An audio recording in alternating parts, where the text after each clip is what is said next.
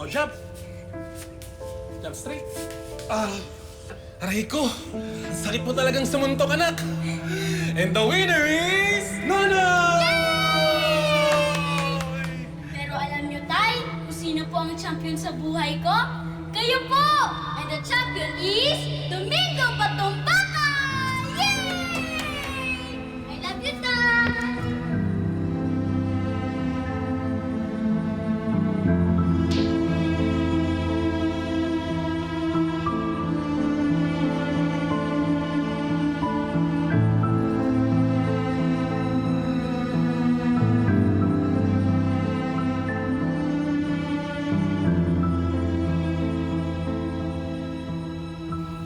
Mangdo, ano, hindi ba tayo papasok? Ay!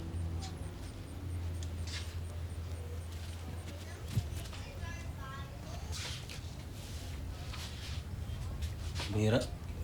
Kaya pala wala nang umuupa rito eh. Napabayaan nyo na. Ano ba ipapagawa ko dito? Alam mo naman, walang-wala ako. Kailan ka naman magsalita ka. Oh, yung pader, oh, puro mancha. Hmm. Sa tong kesame eh, medyo inaanay na. Yung mga furniture, wala na rin siguro masasalba dito. Sira na lahat. Ano sasabihin mo? Alam mo, puna ka ng puna. Imbes na mamuna ka, tumulong ka na ng maglinis. Nakikita mo ng marumi eh. May mancha, may anay. Ano ang pinagsasabi mo? Parang pinamumukha sa akin.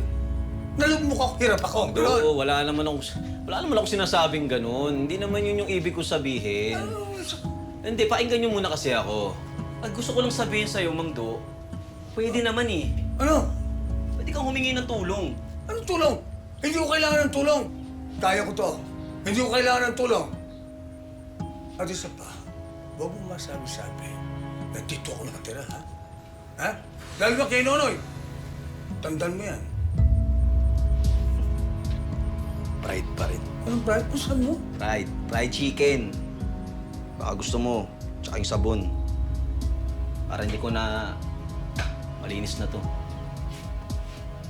Buti pa nga. Sige, bumili ka na. Pasok ko na lang yung gamit mamaya.